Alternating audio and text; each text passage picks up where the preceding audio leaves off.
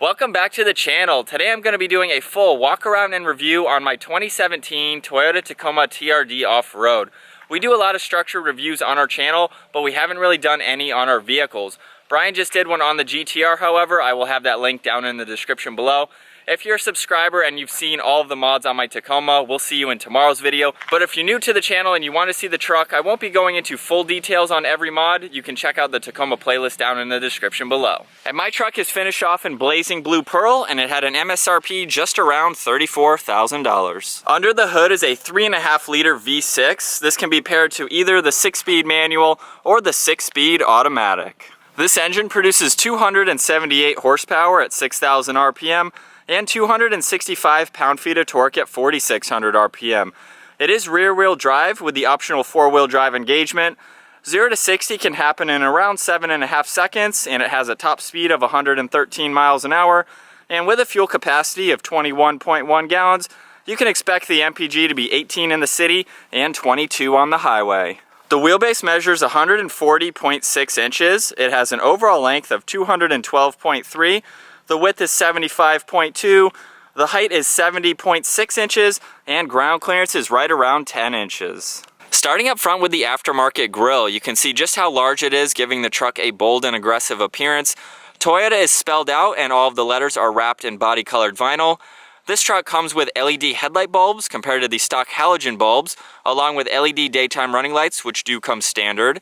Down below, the fog lights have been switched out to LED bulbs, and then up on the back side of the hood are LED ditch lights. That's it as far as aftermarket mods for the front of the truck. Up top, the hood features very clean lines, and then down on each side of the bumper around the fog lights, there's great contours to add to the aggressiveness of the front end. Moving to the side, this truck features an aftermarket set of wheels and tires. The wheels measure 18 by 9 with a +10 offset wrapped in a 33-inch Nitto Ridge Grappler tire. For the TRD Offroad, the fender flares come in black plastic. This also has rock rails down below, along with rain guards up top. The side mirrors are half body colored and half black. They feature the integrated turn signal, and they are manual folding. At the back of the truck, the bed has matte black vinyl on it. There's also 2 stripes just underneath the Tacoma badge, and there's even more blazing blue pearl on top of the Tacoma badge as well. And last up, the truck features a full 3-inch lift with new coilovers up front and add-a-leafs in the rear. And finishing up in the rear with the LED taillights, this has a locking tailgate along with a backup camera. With the towing package, it can tow up to 6,500 pounds. You can see more of the matte black vinyl along with the blazing blue letters to give it a unique look. And then on the passenger side is the single exit exhaust.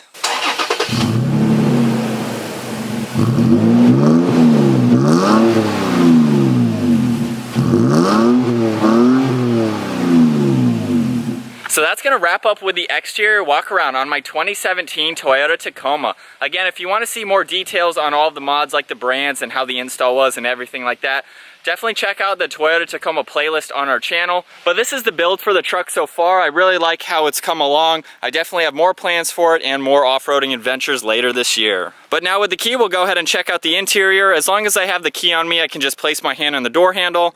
You'll hear it automatically unlock.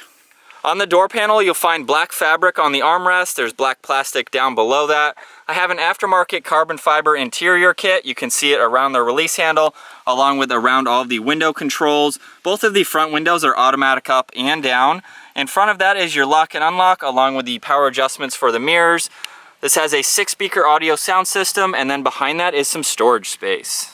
Moving inside now to the fabric seats. They have a combination of black stitching on the headrest and then silver stitching down on the bolsters. There's a cool pattern running down the center of them, and they are manual adjusting. There's a slider bar in the front to move them forward and back. You have your lumbar support and your recline behind that.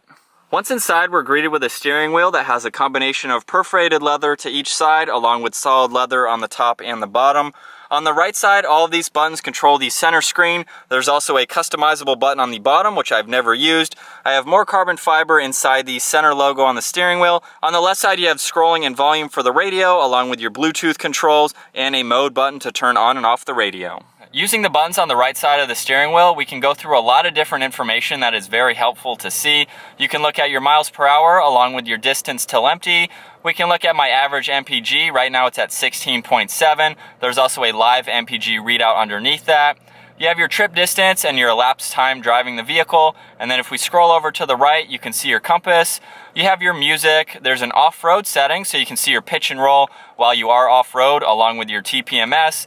You have any messages hooked up to your phone there, and then different settings you can go into. So you can change your accent color, your pop-up display, your programming, maintenance reset, things like that, along with the language. And then using that button that I told you I don't use a lot down here, this is a programmable button. So if I click on it right now, it goes to the TPMS. If I hold that button down for 3 seconds, I can configure it and use any screen that I'd like to have set up. So if there's something I view often, like the pitch and roll, I can just click on that button and it'll automatically bring up that screen. On the left side, you can see the tach and the engine temperature, and then on the right side is your speedometer and fuel gauge. To the left of the steering wheel, I have an aftermarket compressor. This is the switch for that. This will open and close the back glass. There's a power outlet in this bed, and then you can turn on and off the dome light in the bed as well. Above that is a pretty useless cubby storage pocket. You can see in the back there is my on and off switch for the ditch lights, but other than that, nothing else will fit in there. More carbon fiber surrounds that. And then up top, there's one air vent. I painted this trim piece blazing blue pearl, obviously to match the truck, and there's more of a blue ring surrounding it. Moving up top now, just a normal dash. And then we'll take a look at the 7-inch touchscreen navigation screen. This screen is very easy to use. You can see right now I'm on the home screen, and this is configurable too. So right now it's on audio, weather, and the navigation on the far right. You can split screen this just to have one on each side, or switch them up, having all these 3 in different locations, which is really nice to have. On the far left here is your audio. You can go into apps, so your navigation, your phone, messages. You have setup and traffic along with maintenance. And you can swipe as well. We're back to the home button here. Then you have seek and Bluetooth track buttons on the right side, and a power and volume for the radio. So again, it's very straightforward and simple to use. We can just click on this and pull up the navigation full screen, or again, go into apps and click on it there. There's also an eco button that you can go into. I've never used this, but you can look at your average speed along with your MPG as well. As you can see around that center screen, I painted that trim piece in blazing blue pearl, and there's more blue around the AC vents in the center. Down below, you have all of your AC controls, very straightforward. Fan speed, temperature, and where you'd like the air to go, along with AC and recirc in the middle. On the left side of that is the 4-wheel drive engagement, along with the engine start stop button, and you can see more of that carbon fiber trim piece both on this section and down below. There's an electronically controlled transmission button, along with a power charging button. That is this location in the front here. A USB and 12 volt are to the right of that. Behind the charging port, you'll see 2 cup holders with this divider in the center. You can remove that if you have larger drinks. And then working our way back to the leather wrap shifter, just putting it into reverse now, you'll see the backup camera light up. And these 3 lines here are the same across many other Toyotas. The red line is at 12 inches, then you have 24 inches and 36 inches. Very large screen. It gives you clear visibility, especially behind a pickup truck. And then we can go all the way down into drive and pop it over into manual mode. So if you are towing or something like that, you have the option to use this. To the left of the shifter, you have the manual parking brake. You get a cup holder in the center with a little bit of storage in front of that. You can see more of this carbon fiber trim running around it. And then if you haven't noticed, I have aftermarket foam inserts for all of the cup holders. Just gives it a really nice touch. As we make our way to the center console here, you can see I have some items in there. Definitely a good amount of room. And then moving over to the glove box, I have a lot of stuff down there. You get a shelf here too, so you can divide your stuff on the top and the bottom, which is really nice to see. And then I do have the Tacoma letters there. Gives it a really cool look. We'll take one last look at the seats here. And then working our way up top, you have all the dome light switches along with traction control, your locking rear diff, and all of the crawl control settings. If you'd like to see in more details how crawl control works, I will have that link down in the description below. I go over everything with crawl control, getting it into crawl itself, and then actually showing a demonstration of it in use. Now it's time to go ahead and take a look at the rear seating, and the door panel is of course finished off just like up front. I have more of the carbon fiber around the window switch and on the release handle. You have a ton of storage space down in the lower section of the door. This is a 5-seater pickup, so let's go ahead and hop in. In the back seats, there's not a lot of amenities for rear passengers. You get 2 cup holders in the center and then a little AC vent down below. It's not adjustable or anything like that. And then moving on to legroom now, I have the front seat set at my height, 5'10". You can see my shoes just underneath the seat and my knees are touching the backrest, but I have about 2 or 3 inches above my head. So it is kind of tight and crammed in the back seats. It's doable though. the seats don't feel like they're all the way upright. They're kind of reclined just a little bit. It would be kind of tight to have 2 more people next to me, but they are pretty comfortable and spacious for a mid-sized truck. Taking a look at the visibility out of the back glass now, you can see in the middle there is the electronic window that I showed the button earlier. The back seats also have a 60-40 split to them. So along with the backrests having that, so do the seat bottoms here. I can just pull the driver's side one up here, and you have a little bit of storage space down below. You can see I have some motorcycle straps and other things down below. It extends all the way on the passenger side as well, giving you plenty of hidden storage space, which is nice to see. And then if you pull on this latch on the driver's side, you can see I have some more items in the back there. And then if you remove the headrests, you can fold these seats completely flat. You have this black plastic on the back side here, so they're very durable. If you need to slide anything in there and you don't want to ruin the fabric seats, you have the option to do that. Moving on to the bed now, there are 2 different options that you can get. I have the 5-foot bed, or you can get the 6-foot bed. Either way, you still have plenty of room for motorcycles or dirt bikes in the 5-foot bed. I have no complaints there. Just using the handle here, we can open up the soft assisted tailgate. And then in the bed here, you have tie downs in each corner, along with that power outlet that I mentioned earlier. You have some storage space on the right and the left side. It's pretty versatile in the back here, especially having the aftermarket tonneau cover. Gives me plenty of lockable hidden storage space, and then I can easily remove this to put bikes or something like that. So you do have a pretty good amount of room for a pickup truck, and then the tailgate is pretty lightweight, so we can close it up. So setting off in my Tacoma, if you are new to the channel, I got this back in August of 2017, and I have about 16,500 miles on it. So I've driven it a good bit, and I think I'm gonna stick with the normal structured points that I do in my normal videos on other vehicles, and I will start off with the visibility. For a pickup truck, visibility is really pretty much easy to see all around. There's hardly any blind spots since the glass is right there. There's nothing bulky in pickup trucks, especially in the mid-size class like this. So looking all around, you have plenty of visibility. And I do like the fact that I have the backup camera. When I had my 2007 Tacoma, it did not have a backup camera, so you always had to stick your head out of the window to make sure you weren't close to something when you were backing up. Moving on to the comfort of driving this truck now, especially with the 3-inch lift. When I first installed it, a lot of people told me that this would be a back-breaking ride. It's not going to be comfortable, you ruined your daily driver. And from driving this, putting, I don't even know how many miles on the lift now, probably a good 5,000-6,000, maybe even more than that. It's been a comfortable ride. I think it's much better than the stock suspension in the Tacoma, because the stock setup is very floaty. It doesn't take turns well. It has a lot of brake dive when you slam on the brakes. And this is the complete opposite. Yes, it's stiff, but it's not uncomfortably stiff. This is technically my daily driver, and I don't have any complaints with it. I do like how much stiffer it is than the stock suspension, but it's not like back-breaking.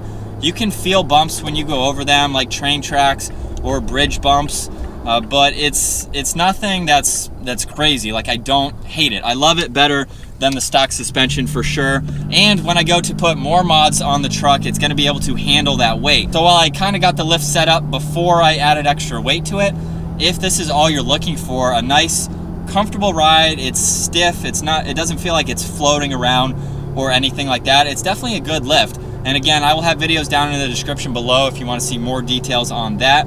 But as far as driving a lifted Tacoma, I have no complaints about it. I really like the setup that I went with. Moving on to power and handling now. With the 3-inch lift and 33-inch tires and the larger tires that I got, which weigh a good bit, I don't think the power, at least from my perspective, it doesn't feel like I've lost a lot. I haven't done any re-gearing or anything like that.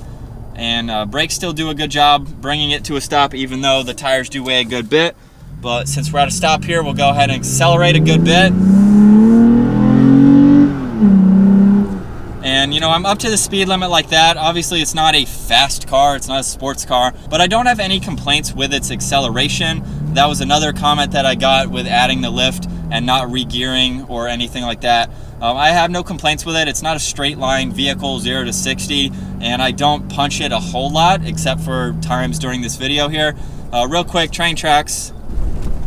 I mean, it's stiff, but it's much better than kind of floating around them in the stock setup. But I think it has an ample amount of power. Again, it's just a daily driver. It's not my 0 to 60, how fast can I get up to the speed limit? So from my perspective, with that viewpoint, I haven't really lost any power. I can still put the pedal to the floor and get up 10 miles an hour faster than I just was there. So I have no complaints with that. I think it drives really well, has plenty of power, even with the lift and tires. So my overall thoughts owning the Toyota Tacoma, I absolutely love this truck.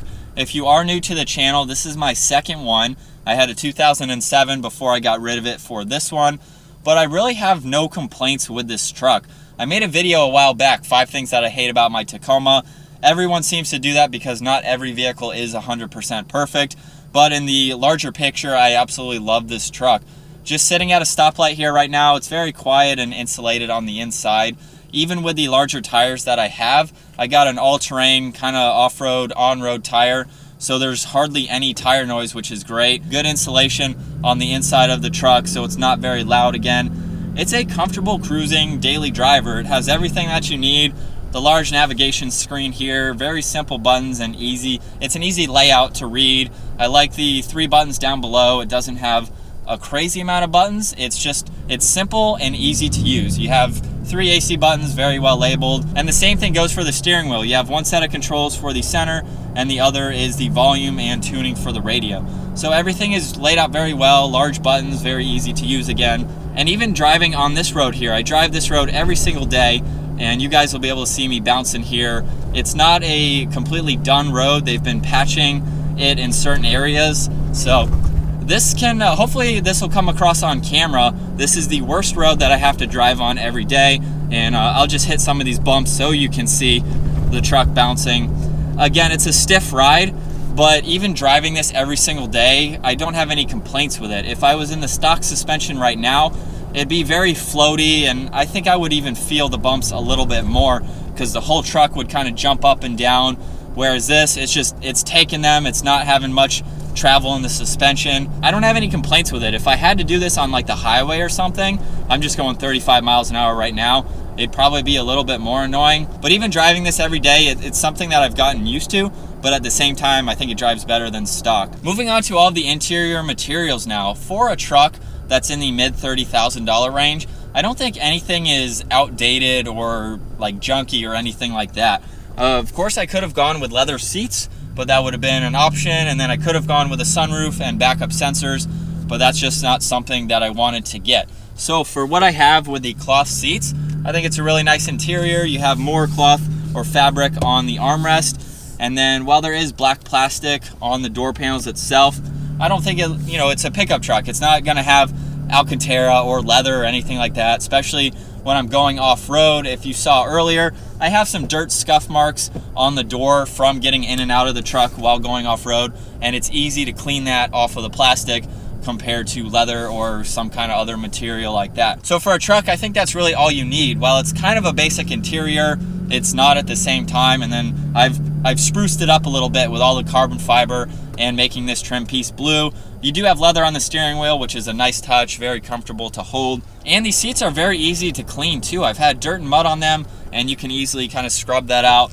So that's something that I do like about these seats. It's an off-road truck. It's not something that I want to see premium feeling with leather and all these bells and whistles. It does everything that I need it to and has all the functions that I want it to have. Well, I think that's about gonna wrap up with my walk around review and test drive in my very own 2017 Toyota Tacoma.